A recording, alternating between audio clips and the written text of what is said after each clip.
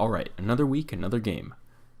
This week, for 52 Weeks of Gaming, I decided to play a game based on one of my favorite movie franchises of all time, Back to the Future. Like the other games that are made by the Telltale Games company, this one is a choice-based adventure. So it's pretty different from things like The Walking Dead and Fables, but it still holds true to that Telltale formula.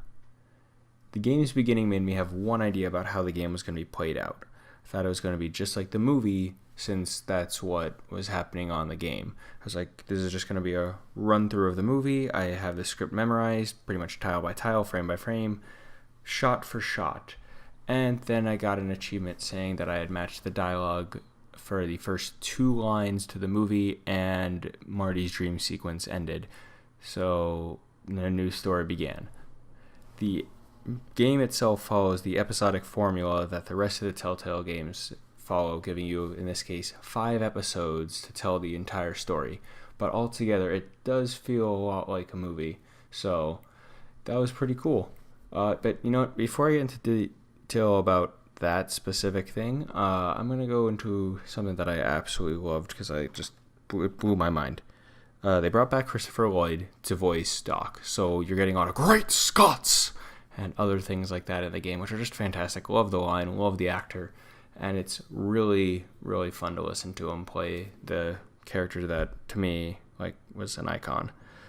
The surprising thing was the voice actor they got for Marty McFly, because it's not Michael J. Fox. Michael J. Fox is clearly aged and doesn't really sound that same way, doesn't have that youthfulness.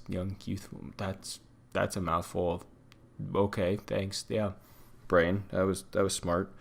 Anywho, the voice actor sounds just like Marty, and it really goes and makes me feel like I'm watching a movie again, watching the trilogy, and it fits in so perfectly well. I love the idea for the story. It fits in with the movie format again, as I was saying, and the soundtrack really helped drive it home. You had the little jingle that happens every time something interesting happens to kind of let you know that something's going on. But the biggest thing that I had a complaint about was the dialogue, involving the dialogue itself, not the dialogue itself. The dialogue was fantastic, involving that dialogue. It happened to be that the characters' mouths did not match up with the words they were speaking. It kind of reminded me something like a horrible dub. It was just, I would look at the screen and I would see words coming out, but the mouths did not match up, and I was very confused, and I had to constantly look past it just to enjoy the game. But that doesn't mean that I didn't enjoy the game by any stretch. I absolutely loved it, and I would say anyone who loves the episodic format that Telltale Games do, or anyone who loves the Back to the Future franchise, definitely should go and play this game. Alright, 2 weeks down, and 2 good games so far, so good track record so far.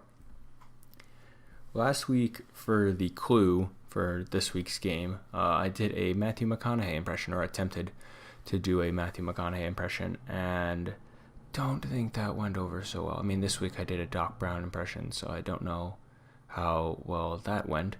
But I think this clue is going to be a little bit easier to figure out of what the game I'm going to be playing. So, here you go. You know, I have to hand it to you. It seems that fate has played some crazy tricks on us. That said, I am out of here. See you next week, and stay inept, people.